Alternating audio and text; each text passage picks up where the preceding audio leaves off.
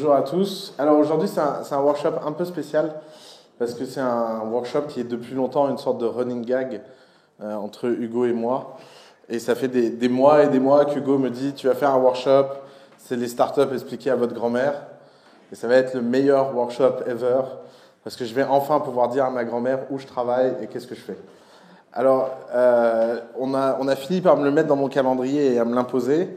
C'est pas un sujet facile de parler à vos grand-mères par définition, mais en fait, il faut comprendre le sens de ce workshop. Le sens de workshop, c'est qu'au-delà de parler de votre grand-mère, le sujet fondamental, c'est celui de parler de vos proches. Que ce soit votre compagnon, vos frères, vos sœurs, vos cousins, votre maman, votre papa, votre grand-père, votre grand-mère. Tous ces gens-là, en fait, ont une influence sur les fondateurs de start-up que la plupart des fondateurs de start-up ne veulent pas admettre. Et pourtant, c'est et ça reste la première influence de tout projet entrepreneurial, parce que l'idée du loup solitaire qui entreprend est assez rare. C'est pas la chose la plus courante au monde. En général, vous êtes un être social qui a des interactions sociales et vous avez un entourage, et cet entourage a une influence. Et cette influence, il faut la comprendre, il faut la maîtriser. Et en France, pour des raisons culturelles, pour des raisons historiques, pour des raisons aussi de génération, cette relation est caractérisée par la peur.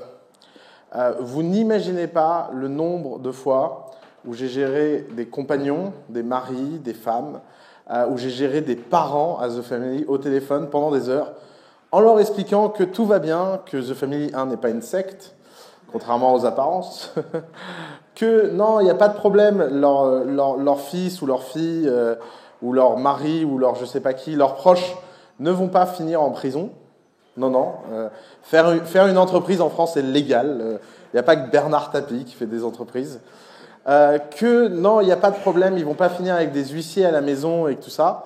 Et en fait, j'ai fini par me rendre compte que, mine de rien, les proches représentaient l'une des plus grandes tensions que les entreprises vivaient, pour la raison la plus simple, c'est que c'est très très rare, lorsqu'on fait une entreprise, que tout se passe bien tout de suite, dès le début.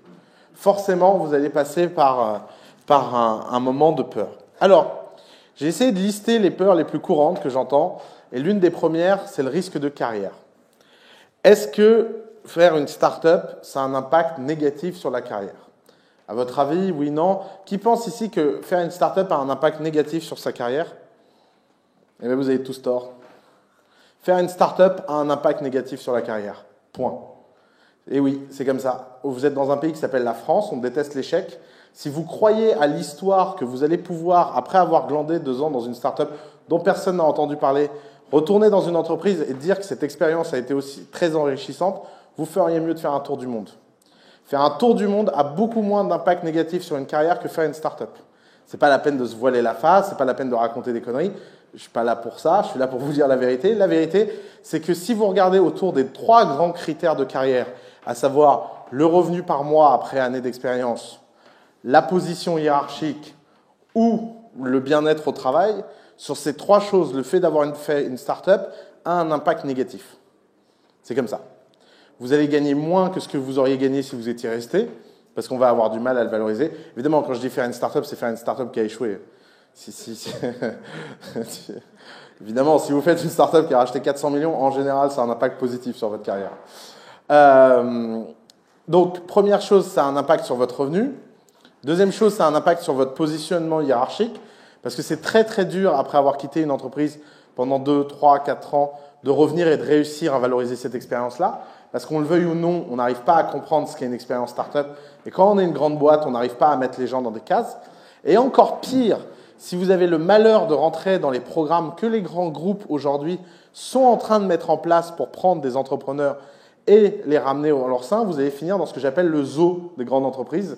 C'est qu'on va vous montrer très fièrement, on va dire oui, oui, on a des entrepreneurs, regardez ce type, on l'a mis dans un enclos avec 3 repas par jour, et c'est un entrepreneur, regardez, c'est incroyable.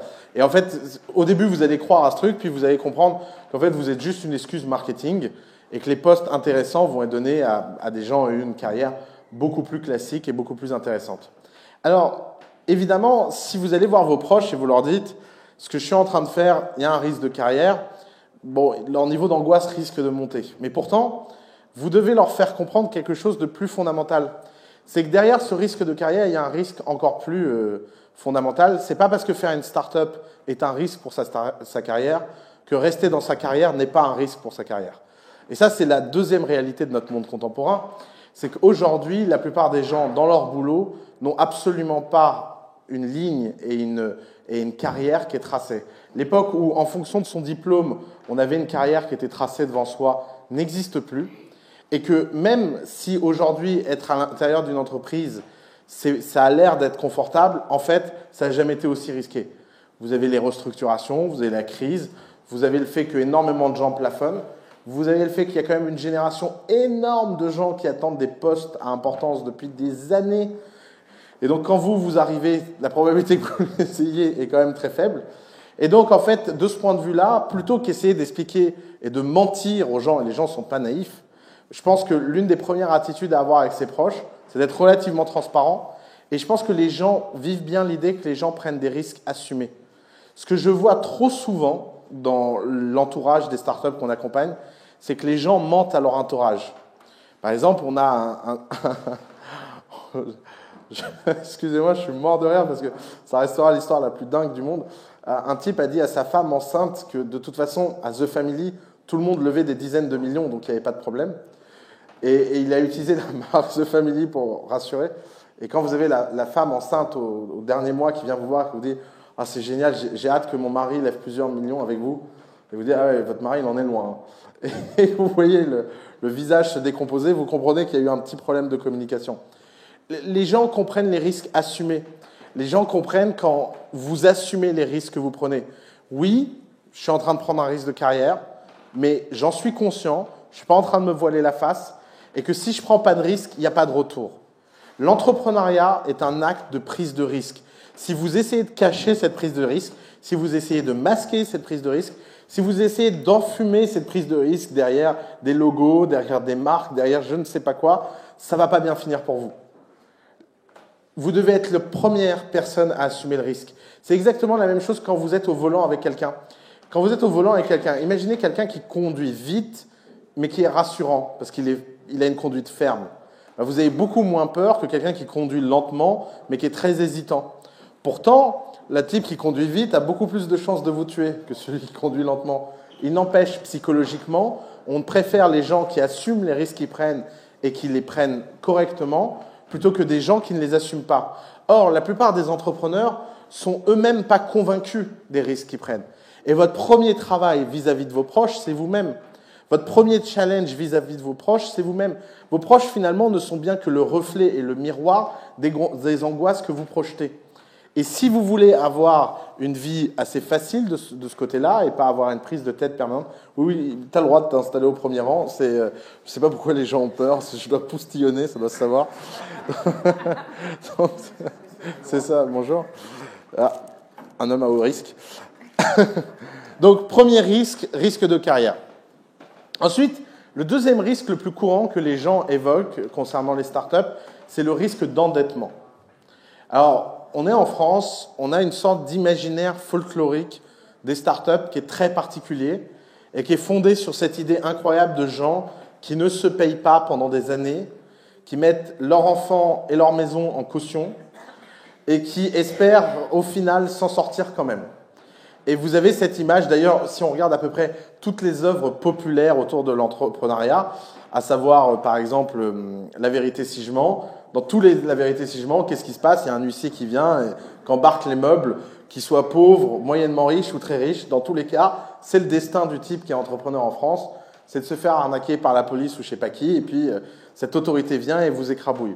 Et dans à peu près tous les films concernant les histoires d'entrepreneurs, on est dans cet imaginaire de « il faut beaucoup, beaucoup d'argent pour se lancer ». Alors vous avez une chance quand même, c'est que le monde a beaucoup changé. C'était vrai il y a quelques années. Moi, j'ai énormément d'admiration pour les gens qui étaient entrepreneurs dans les années 80, parce que ça demandait quand même autrement plus de courage qu'aujourd'hui.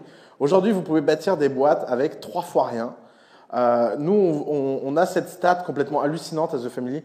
La capitalisation moyenne à la fondation de nos entreprises est autour de 10 000 euros. Perdre 10 000 euros dans sa vie, tout le monde s'en remet. Et vous avez une invention incroyable qui est la responsabilité limitée. Mais il faut comprendre quelque chose. Il faut comprendre que si vous voulez prendre le maximum de risques, c'est exactement comme au casino, il ne faut pas se mettre à jouer. Le problème de la plupart des entrepreneurs, c'est qu'ils ne savent pas mettre la ligne entre qu'est-ce qu'un risque acceptable, à savoir tout perdre et rater son entreprise, et qu'est-ce qu'un risque inacceptable, se mettre eux personnellement en danger. Or ça, c'est une ligne à ne jamais franchir, c'est la ligne de se mettre personnellement en danger. C'est relativement technique et simple. Vous avez le patrimoine de votre entreprise. Alors là, vous êtes au casino, vous êtes à la roulette, vous pouvez faire ce que vous voulez avec. La seule façon de faire quelque chose de gros, c'est de risquer gros. Mais par contre, vous avez votre patrimoine personnel à vous, et là, il doit y avoir une muraille de Chine. On a inventé quelque chose qui s'appelle la responsabilité limitée. Ne la balancez jamais par la fenêtre. Par exemple, il y a 3 dispositifs qui balancent ce principe par la fenêtre en France et que je déteste. Le premier, c'est le crédit bancaire, parce que les banquiers demandent des cautionnements personnels. Oubliez, si vous n'arrivez pas à convaincre quelqu'un de vous donner de l'argent, c'est que ce n'est peut-être pas le bon projet ou que vous n'êtes pas la bonne personne. La seule opportunité pour vous d'aller et de réussir votre projet, c'est d'aller vous endetter personnellement et de vous mettre dans des situations... Alors, je ne parle pas des crédits bancaires où les gens ils prennent 5 000 euros. Non, je parle des vrais risques de cautionnement. Ne faites pas ça. Votre entreprise est trop risquée. Récemment, à The Family, on a un type qui est venu nous voir nous expliquant qu'il allait emprunter 300 000 euros en se mettant en caution personnelle et qu'il avait mis son appart en caution pour lancer un réseau social de photographes. Je pense que je n'ai jamais eu une crise cardiaque pareille de ma vie, quoi. Je lui ai expliqué qu'avec son réseau social de photographe, il n'irait jamais nulle part, que j'étais désolé pour lui, et qu'il arrête tout de suite ces conneries, et qu'on ne se met pas dans ce genre de situation. Deuxième risque, c'est faites attention avec ces histoires de bourse du genre Scientipol. Scientipol ou tous ces dispositifs de prêt d'honneur, etc., c'est à vous qui prêtent de l'argent, et ils vous racontent toujours la même histoire, ils vous disent « vous inquiétez pas, si ça ne marche pas, on ne viendra pas vous demander le remboursement ». Il n'empêche, le contrat que vous signez dit l'inverse. Quand vous leur faites remarquer que le contrat que vous signez dit l'inverse, ils disent oui, on sait bien, mais ça c'est parce que c'est légal ou c'est réglementaire. Nous, on est des gens sympas, on ne le fera pas. Alors, laissez-moi vous expliquer comment ce monde fonctionne. Un jour, un inspecteur des finances sera nommé à la tête de Scientipol. Parce qu'à la fin, en France, il y a toujours un inspecteur des finances qui est nommé à la tête des trucs. Et ce jour-là, ce type, il aura une idée géniale. Il regardera les comptes, il verra l'ensemble de l'encours et il dira « Bon, c'est génial, il y a plein d'argent à aller chercher. » Et vous, ça fera 15 ans que vous aurez oublié votre boîte, vous ne saurez plus de quoi ça parle. Et il y a un type qui viendra faire toc-toc et qui dira « Vous vous souvenez du contrat que vous avez signé en 2014 ?»« Non. Moi, je m'en souviens. Regardez. » Et il ira chercher des mensualités avec les taux d'intérêt, les pénalités de retard, etc. Et si vous pensez que ça n'arrive pas, c'est que vous n'êtes pas suffisamment paranoïaque. Et si vous n'êtes pas suffisamment paranoïaque, vous n'êtes pas fait pour être entrepreneur. Parce qu'à la fin, dans l'entrepreneuriat, il n'y a que les paranoïdes qui survivent. Et c'est un point important, c'est que vous ne pouvez pas aller et prendre ce genre d'engagement contractuel en faisant confiance à quelqu'un qui n'a pas de pouvoir sur ce sujet-là. Et donc, ne mettez jamais en cause votre responsabilité limitée. La responsabilité limitée, c'est ce qui explique que l'entrepreneuriat est possible. On a inventé un truc incroyable qui est de dire que quand on fait une société, le seul risque qu'on prend, à supposer qu'on ait volé personne, c'est les apports qu'on a mis dans la société et qu'on ne peut jamais nous réclamer plus que ces apports. Ça, c'est une invention extraordinaire, c'est une invention des temps modernes. C'est une invention que vous ne devez pas passer par la fenêtre sous prétexte que les types ne sont pas capables de filer une bourse sans prendre de risques. Troisième institution très courante qui met en danger la responsabilité limitée, c'est les cautionnements. Alors là, c'est un sujet, c'est un petit peu en dehors du sujet du jour, mais j'aimerais faire un point là-dessus. Lorsque vous êtes entrepreneur, vous devez signer des cautions à un moment ou un autre. Ne signez jamais de caution personnelle. Vous ne vous rendez pas compte de ce que ça peut faire. Jamais, sous aucun prétexte, ne signez une caution qui engage votre responsabilité. Je peux vous raconter l'anecdote d'un entrepreneur qui a signé une caution pour prendre des bureaux personnels, qui a vendu la boîte, qui a oublié le cautionnement. La boîte a fait faillite 15 ans plus tard et on est venu lui réclamer 2 ans de loyer parce qu'il était caution et que la caution n'avait jamais été levée. Le principe d'un cautionnement, c'est qu'on le fait pour obtenir quelque chose et après on oublie. Et je peux vous dire, quand vous vendez votre boîte 10 ans après, vous ne vous dites pas « Ah oui, le jour où j'ai pris notre siège social, j'avais signé une caution ». C'est typiquement le genre de choses qu'on oublie. Mais le jour où il y aura un problème, c'est typiquement le genre de choses dont eux se souviendront. Parce que autant vous n'avez pas beaucoup d'intérêt à vous souvenir de ça, autant les autres ont un intérêt à se souvenir de ça. Donc, ce risque d'endettement, il est assez artificiel si vous êtes discipliné. Il est assez artificiel si vous ne vous mettez pas à jouer à la roulette. Et il est assez artificiel si vous avez suffisamment de discipline pour tracer une ligne très claire par rapport à ce que vous êtes prêt à perdre. Mettez votre temps en jeu, mettez l'argent que vous voulez investir en jeu, mais c'est exactement la même façon que quand vous allez au casino et que vous laissez toutes les cartes de crédit à la maison. Je peux en parler personnellement. Quand vous êtes joueur, il faut apprendre à vous maîtriser. C'est comme Ulysse qui veut écouter les sirènes, il s'attache au bateau. Bah vous, en tant qu'entrepreneur, l'une des meilleures façons de rassurer vos proches et l'une des meilleures façons de regarder vos proches dans les yeux et de leur dire « il n'y a pas de problème d'endettement », c'est justement en vous mettant dans une situation où il n'y a pas de problème d'endettement. Dernier petit point sur les sujets d'endettement, il y a une loi que les entrepreneurs ne connaissent pas en France et qui pourtant est importante, c'est que si un jour vous êtes en cessation de paiement, vous avez 30 jours pour le déclarer. Et ça, c'est hyper important. Alors, c'est quoi la cessation de paiement? La cessation de paiement, c'est le fait que l'ensemble de votre actif disponible soit inférieur à l'ensemble des dettes exigibles immédiatement. Ça, c'est une caractérisation technique de la cessation de paiement. C'est-à-dire que vous n'avez pas assez d'argent pour payer vos dettes à l'instant T. À partir du moment où vous êtes dans cette situation-là, vous courez au tribunal de commerce et vous le déclarez. Il faut savoir que rater une boîte, faire faillite, c'est pas grave. Ça arrive à des gens très bien. Même après, ils vont parler sur scène et ils donnent des leçons aux autres. Donc c'est pour vous dire. Mais le sujet, il est ailleurs. Le sujet, c'est que à partir du moment où vous passez ces 30 jours de cessation de paiement, la faillite devient frauduleuse. Et ça devient du pénal. Avant ces 30 jours, vous avez le droit. Passer ces 30 jours, c'est du pénal avec tout ce qui va avec, le procureur, le charmant de tout ce qui s'accompagne du fait que le droit de la faillite est un droit pénal en France. C'est historique, c'est hérité de Louis XIV. C'est comme ça. En France, par exemple, on a le délit de banqueroute qui est unique au monde, qui est justement ce truc, le fait d'attendre trop longtemps pour déclarer ses dettes. Donc pareil, ne déconnez pas. Imaginez que par exemple vous dites oui, mais ça fait 30 jours que je suis en cessation de paiement, mais dans 5 jours quelqu'un me paye. Refusez-vous ce genre de choses. Mettez-vous dans la discipline que les règles, il y a peu de règles importantes, mais les règles fondamentales, vous devez les suivre. Et c'est ce qui fait que vous pourrez être très serein vis-à-vis de vos proches. Parce que l'une des angoisses des proches, et si ça crée un tel sentiment de suspicion, l'entrepreneuriat, c'est parce qu'il y a trop d'histoires et trop d'anecdotes de gens qui jouent avec le feu. Vous ne devez pas jouer avec le feu. Il y a des règles simples à suivre. Tenez-vous-en. Alors, le troisième risque, assez courant, c'est le risque de réputation. Le risque de réputation, c'est quoi? C'est que, mine de rien, les proches projettent en vous une sorte de sentiment de loser. Et vous ne pouvez pas y échapper parce que la plupart des gens qui commencent une boîte ressemblent à un loser. Désolé de vous le dire, mais c'est comme ça. On ne peut pas dégager autre chose que de la loose quand on commence une boîte parce qu'on ne sait pas ce qu'on fait, on ne sait pas où on va. Et en général, on a une idée assez floue. Et qu'on soit optimiste ou pas, il faut comprendre que les gens ont une sorte de traducteur par rapport à ce que vous racontez. Prenons un exemple très simple. Ouais, j'ai une idée géniale, j'ai fait un business plan à 5 ans. Puis les gens entendent « Oh là là, c'est pas vrai ». Encore un type qui se prend pour Bill Gates. Vous dites une phrase du genre « Mon produit est révolutionnaire ». Et puis les gens regardent votre produit, ils se disent « Il y a un bug là, il y a un bug là, il y a un bug là, il y a un bug là, ça ne marchera jamais ». Et en fait, à peu près tous les actes entrepreneuriaux, lorsqu'ils sont passés au prisme et au tamis de la réalité, ils ont l'air complètement cinglés. Et par définition, être entrepreneur, c'est aussi accepter que la réalité est différente. Quand vous dites ça, vous projetez un avenir dans lequel vous, en tant qu'entrepreneur, vous êtes déjà, mais vos proches ne sont pas dedans.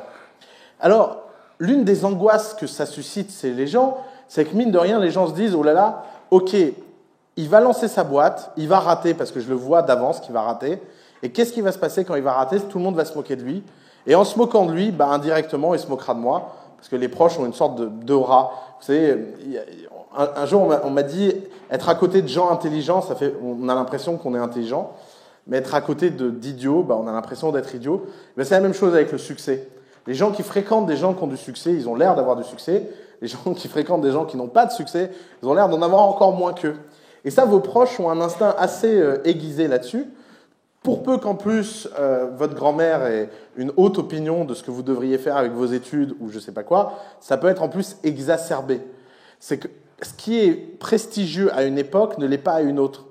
La première fois que j'ai dit à quelqu'un que j'étais entrepreneur dans les années 2000, on m'a répondu, bah oui, je comprends, avec le chômage de nos jours, les jeunes n'ont plus de boulot.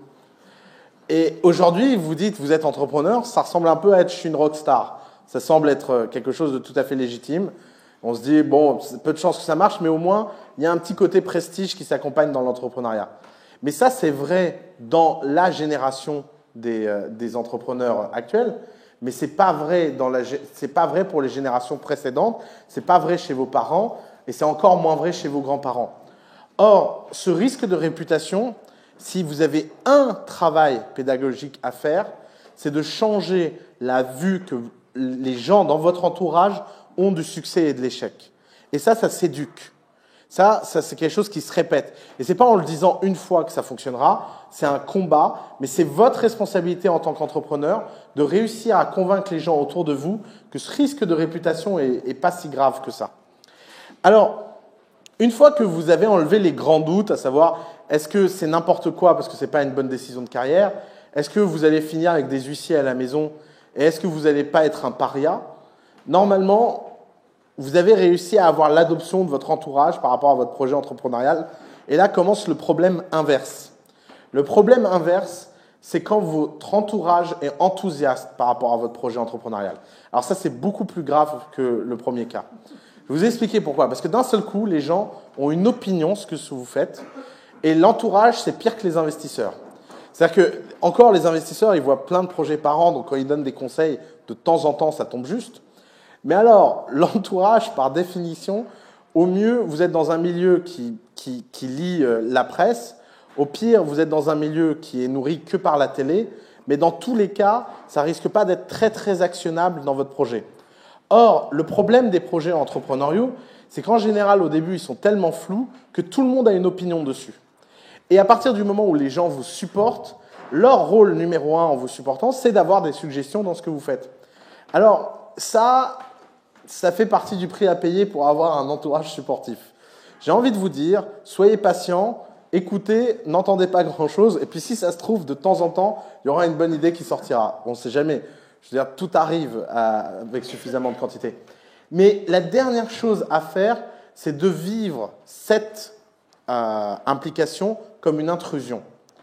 C'est à vous de mettre suffisamment de distance, et c'est à vous de gérer les gens suffisamment à distance pour ne pas les mettre en position de juge. Par exemple, vous pouvez expliquer ce que vous faites à votre entourage, ne demandez jamais l'avis de votre entourage sur ce que vous faites. Grande différence. Regarde, j'ai signé un contrat avec machin, ça c'est bon. Qu'est-ce que tu penses de signer un contrat avec machin? Ça c'est très mauvais. Pourquoi? Parce que quand on demande l'opinion de quelqu'un, en général, les gens la donnent. Mais il y a un grand malentendu derrière ça. C'est que vous êtes assez naïf, vous allez dire, j'ai demandé l'opinion, mais j'ai pas besoin d'autre chose qu'une réponse. Oui, mais sauf qu'en face, les gens qui ont donné l'opinion, ils s'attendent à ce que vous la suiviez, cette opinion. La maturité qui consiste à donner un avis et de ne rien en avoir à faire de ce que cet avis soit suivi ou pas, c'est déjà énormément de maturité. Et c'est une maturité que par définition votre entourage n'a pas, parce qu'à moins d'avoir des professionnels de l'investissement, il faut quand même pas mal d'années avant de se rendre compte que les avis qu'on donne et les conseils qu'on donne ont un impact assez marginal sur les gens. Et c'est finalement la chose la plus fondamentale à comprendre, c'est que si vous mettez les gens en position d'être juges, ils seront juges. Si vous mettez les gens en position de vous donner des conseils activables, ils vous donneront des conseils activables. Et revenir en arrière et enlever du pouvoir à quelqu'un que vous avez donné, c'est très dur. C'est extrêmement dur et vous allez passer votre temps à gérer l'étonnement. Et vous ne voulez pas gérer l'étonnement des gens. Alors, un des problèmes un autre problème, c'est que à cause de ça, il y a quelque chose que vous ne pourrez jamais chercher auprès de votre entourage. Et désolé de vous le dire, c'est que par définition, vous ne pourrez jamais chercher du support psychologique. Par définition, vous pourrez chercher du support inconditionnel, mais vous ne pourrez jamais avoir du support réel. Vous pourrez avoir de l'amour parce que les gens vous aiment et parce que c'est votre entourage, mais vous ne pourrez jamais avoir quelque chose qui vous rassurera et qui sera la même chose que ce que vous pouvez aller chercher auprès d'experts. Et surtout, ne mettez pas cette responsabilité dans la main des autres. Si vous faites un acte comme celui d'entreprendre, Votre rôle, c'est d'assumer cet acte et d'aller au bout de cet acte. Et l'un des problèmes quand on est entrepreneur, c'est qu'on est seul. Que vous le vouliez ou pas, vous allez être seul face à votre projet. Vous verrez, quand ça rate, c'est de votre faute. Quand ça réussit, c'est grâce à tous les gens qui sont autour de vous. Ça, c'est la réalité des entrepreneurs. Et nous, on le voit, on a des entrepreneurs qui réussissent superbement bien et leurs équipes sont les premières à raconter que c'est grâce à eux que tout réussit bien. Puis à côté, on a des entrepreneurs où tout foire et les équipes sont toujours en train de vous expliquer que c'est de la faute des fondateurs, que c'est de la faute du patron. Ça va avec le job. C'est normal. C'est un moment, s'il y a des avantages dans un job, il y a pas mal d'avantages à être entrepreneur. Vous gagnez en général bien votre vie si ça réussit. Vous captez une grande partie de la valeur. C'est hyper intéressant, c'est hyper enthousiasmant, c'est hyper excitant. Mais forcément, ça veut dire quelque chose en échange. Et ce que ça veut dire en échange, c'est que vous allez être affreusement seul. Et si vous mettez cette responsabilité dans vos proches, si vous essayez d'avoir chez vos proches autant de support et de risques que vous en prenez, c'est de l'enfantillage. Ce n'est rien d'autre que de l'enfantillage. Votre boulot auprès de vos proches, c'est de leur faire croire et de leur donner l'illusion et la confiance que tout se passe bien. Parce que ce que vous voulez tirer d'eux, c'est du support, c'est de l'espoir. Et vous ne voulez pas aller tirer les micro-détails de votre business et les micro-up and down. Vous savez, c'est quoi le plus grand problème dans l'entrepreneuriat? C'est qu'il y a deux types de sentiments quand on est entrepreneur.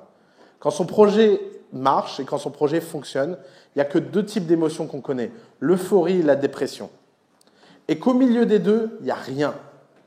Parce que vous passez d'états d'euphorie incroyable parce que vous avez des victoires à des moments de dépression extrême parce que vous avez des échecs. Ce zigzag, c'est votre rôle pour l'extérieur de le mettre à plat. C'est-à-dire, lorsque vous avez des moments d'euphorie, de ne pas trop partager cette euphorie sous prétexte de passer pour un rêveur. Et quand vous avez des dépressions, de garder ces dépressions les plus plates possibles pour ne pas donner de sentiment de panique. Parce que autant de l'intérieur, tout ça fait sens, et autant de votre point de vue, le fait d'avoir une boîte qui vaut 1 milliard le lundi et d'être en faillite le mercredi, ça paraît tout à fait logique et tout à fait raisonnable, mais pour votre entourage, ça n'a pas de sens. Et ça ne créera que de la défiance vis-à-vis de vous, et ça ne créera que des moments où les discussions vont être complètement absurdes, parce que vous allez finir par rendre responsables les gens de cette incompréhension. Vous allez rendre responsables les gens autour de vous que c'est de leur faute s'ils ne vous comprennent pas. Mais en général, quand vous en arrivez à ce stade-là, c'est que c'est plus récupérable. Et vous ne voulez pas arriver à ce stade-là. Vous voulez rester à un stade où c'est une sorte d'entente cordiale. Pensez mariage arrangé. Imaginez ce que ça devait être la vie des gens qui avaient un mariage arrangé, qui faisaient semblant de s'aimer. Ben, dites-vous que le mariage arrangé, c'est votre start-up. C'est la même chose. C'est forcément, il y a des hauts, forcément il y a des bas, mais c'est votre rôle de garder la température à la même température tous les jours pour montrer de la consistance, pour montrer que finalement il y a des progrès, que ces progrès sont consistants et que les gens doivent maintenir leur confiance et ils doivent être patients sur les aspects les moins court-termistes, à savoir votre revenu et le fait d'être riche. Alors, dernière question que les gens nous posent tout le temps, et qui est finalement que la conclusion à tout ça, c'est est-ce que je dois prendre l'argent de mes proches? Est-ce que je dois prendre du love money? Parce que finalement, derrière tout ça, derrière ce support, vous restez des entrepreneurs, et comme tous les entrepreneurs, vous êtes profondément intéressés dans tout ce que vous faites. On le sait. Et donc la question, c'est comment je fais pour prendre de l'argent à mon entourage? Comment je fais pour prendre du love money? Alors, la seule façon raisonnable de prendre du love money, c'est d'assumer que cet argent est perdu. Il n'y a pas d'autre façon de faire. Et ça suppose deux choses. Ça suppose une hyper-transparence sur le fait que vous n'allez pas rentrer dans les détails de votre business, qu'au-delà de la présentation du concept, vous n'allez pas vivre un interrogatoire, mais que vous demandez aux gens un acte de foi parce que c'est vos proches. Et cet acte de foi est fondé sur quoi? Il est fondé sur que finalement, vous avez besoin de cet argent et que eux peuvent se permettre de le perdre. Et ça, c'est la bonne combinaison. Si vous n'avez pas ces deux critères, vous ne pouvez pas prendre du love money. Si vous avez besoin de l'argent mais que vos proches ne sont pas prêts à le perdre, ce n'est pas du love money. Si vous n'avez pas besoin de l'argent mais qu'ils sont prêts à le perdre, ce n'est pas du love money aussi. La bonne configuration du love money, c'est que vous avez besoin de l'argent et les gens qui vous le donnent sont prêts à le perdre. Ça veut dire quoi? Ça veut dire que vous devez leur dire clairement, quitte à leur faire signer un document, leur expliquant clairement que l'argent qu'ils viennent de vous donner n'existe plus. Pourquoi? Parce que ce n'est pas des investisseurs professionnels. Si ces gens vous donnent de l'argent en espérant être riches, il faut leur expliquer que c'est très peu probable que ça arrive. S'ils vous donnent de l'argent parce qu'ils vous aiment, prenez-le. Franchement, quand on a des avantages comparatifs, on en profite. C'est l'une des choses les plus inégalitaires entre les entrepreneurs. Les entrepreneurs qui ont un entourage qui a de l'argent et les entrepreneurs qui ont un entourage qui n'a pas d'argent. On va pas faire un long dialogue sur l'égalité sociale, c'est comme ça. Donc si vous faites partie de la catégorie des gens qui peuvent profiter de cet argent, profitez-en, mais dans de bonnes conditions. Si vous commencez à jouer au jeu du business model, au jeu du pitch, au jeu de l'explication hyper grandiloquente de comment les 10 000 euros que les gens mettent chez vous va les rendre milliardaires, vous avez perdu. Ça, c'est un discours que vous pouvez avoir avec des investisseurs professionnels. Ce n'est pas un discours que vous pouvez avoir avec des investisseurs personnels. Et le point, c'est que la plupart du temps, au début, pourquoi le love money est utile? Parce que c'est un argent qui vient pour votre éducation. D'ailleurs, on a eu un entrepreneur ici qui a perdu tout l'argent de son père. Et il était désespéré d'avoir perdu tout l'argent parce que lui, il croyait qu'il allait rendre son père beaucoup plus riche qu'il ne l'était.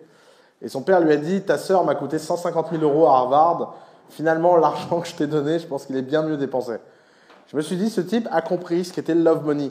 Et c'est ça, en fait, le love money. Le love money, c'est une dépense. Ce n'est pas un investissement. Alors, c'est une dépense importante parce que ce n'est pas tous les jours qu'on vous fait un cadeau à 5, 10 ou 20 000 euros. Mais ça ne doit pas être vécu autrement qu'une dépense. Si c'est quelque chose dont les gens ont besoin, si c'est de l'argent sur lequel les gens comptent, c'est votre responsabilité de ne pas la prendre, même si les gens croient dans votre entreprise. Et ça, nous, on l'a vu trop souvent. On a vu des gens n'ayant pas des moyens, mais parce qu'ils croient énormément dans leurs proches, ont envie de mettre de l'argent. C'est de la responsabilité de ces gens-là de refuser leur argent. Parce que vous ne pouvez pas savoir où ça va et comment ça va finir. Merci beaucoup.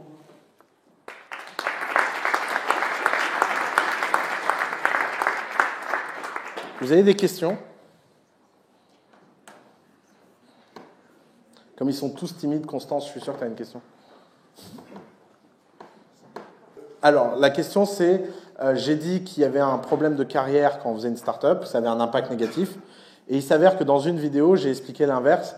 J'ai expliqué que les salariés dans le futur devraient avoir une ligne entrepreneuriale pour réussir. Alors, je vais reformuler dans le contexte que j'ai dit. Ce que j'ai dit, c'est que, vu la vitesse à laquelle le monde se transforme, tout le monde devrait au moins avoir une ligne entrepreneur dans son CV.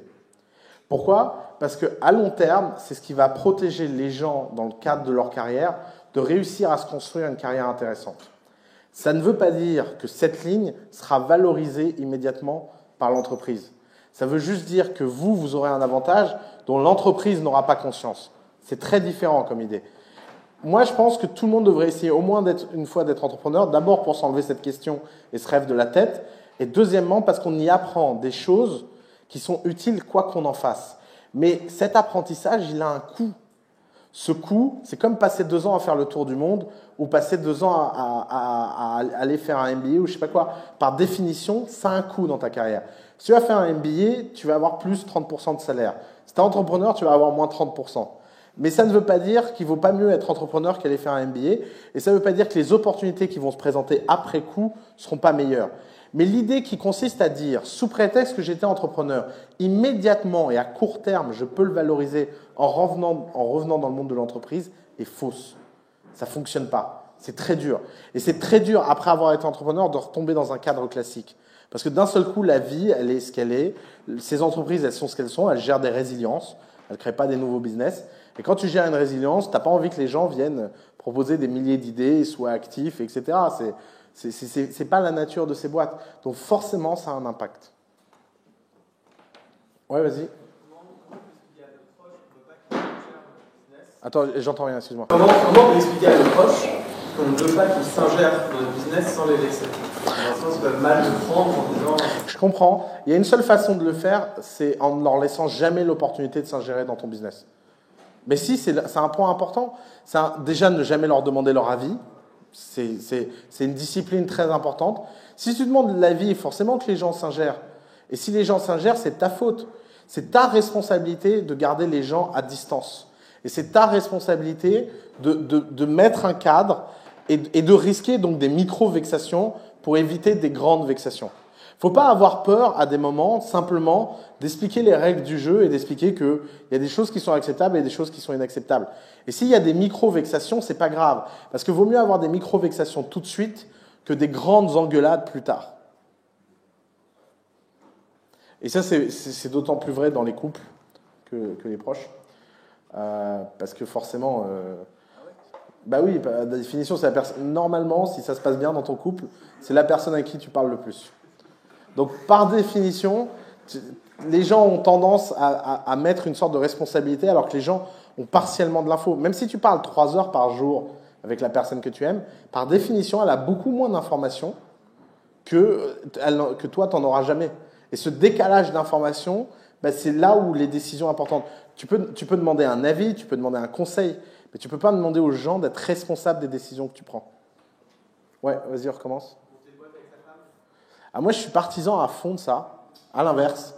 Parce que moi, je pense que si tu fais ce genre d'acte ensemble, ça montre tout de suite si tu es fait pour être avec la personne ou pas. C'est un très bon test. Parce qu'au moins, si tu mets tous les œufs dans le même panier, si le panier doit casser, tu as l'omelette, c'est direct. Et c'est pas grave, et tu passes à autre chose. Moi, c'est plutôt ma façon de faire. Mais parce que ma gestion de risque, elle est dans la maximisation de ce que je peux avoir. Elle n'est pas dans essayer de préserver ce que j'ai déjà. Mais vous n'imaginez pas, hein, les boîtes faites par des couples sont des boîtes hyper impressionnantes et solides. Il y a un nombre d'entreprises que vous ne soupçonnez pas d'avoir été fondées par des couples, mais qui sont incroyables. Par exemple, prenez Eventbrite. Eventbrite, ils ont fait une boîte, un enfant et changé de ville en même temps. Et ils ont tous les deux démissionné de leur carrière. Vous imaginez ce que c'est faire une boîte avec le stress d'avoir un enfant qui arrive et plus aucun revenu des deux côtés. Alors là, soit ça fait Eventbrite, soit vous n'en entendez jamais parler et ça fait un divorce. Hein. Enfin, il y a strictement rien au milieu. Hein. C'est pas... Oui. Ce n'est que de la com. Il n'y a aucune grande entreprise qui aujourd'hui a le moindre programme sérieux avec les startups. Aucune. Je dis publiquement parce que cette com, elle est importante, elle a plein d'effets positifs. Je ne suis pas en train de dire que c'est une mauvaise chose. Ça crée de la sensibilisation, ça crée de l'éducation, ça crée une transformation lente. Mais mettre sa vie et sa responsabilité dans ce genre de programme et dans ce genre d'espoir, c'est inconscient. Parce que le problème, c'est qu'à la fin, ce genre de programme raconte une histoire aux gens. Les gens achètent cette histoire et quand ils arrivent face au truc, ils se rendent compte qu'en fait, la réalité est bien loin des promesses qui ont été faites en com. Et c'est normal. C'est le rôle de ces entreprises de faire ce genre de com. C'est le rôle d'organismes de faire des passerelles. Mais c'est le rôle des entrepreneurs de savoir la réalité exacte de ces programmes. Et par définition, aujourd'hui, je veux dire, il y a un point tout bête à regarder. Dans quel COMEX un entrepreneur aujourd'hui a eu ça comme parcours avant d'être membre du COMEX ? Si vous prenez la Silicon Valley, il y a plein de gens qui ratent leur boîte, sont nommés dans le board de grandes entreprises assez traditionnelles. Walmart a un membre du comité exécutif qui a 27 ans. C'est une start-up qu'on lui a rachetée.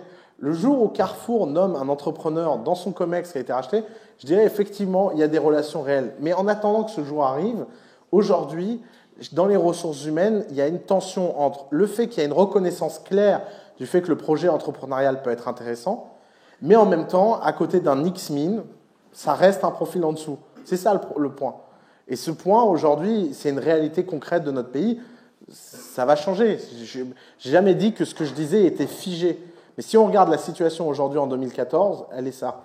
Et donc, quand on est entrepreneur, il faut admettre ce risque. Et ce n'est pas un risque très grave. Hein. Je perdre quelques points de salaire et quelques points d'indice, on s'en remet.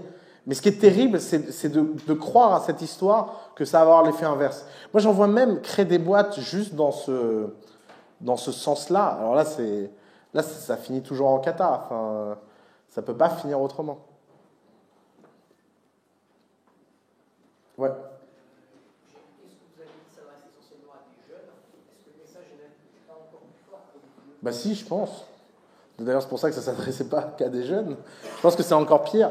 C'est encore pire quand on a une responsabilité, des enfants, des gens qui comptent sur nous. Il faut d'autant plus être clair et précis sur pourquoi on fait quelque chose et pourquoi ce risque est assumé.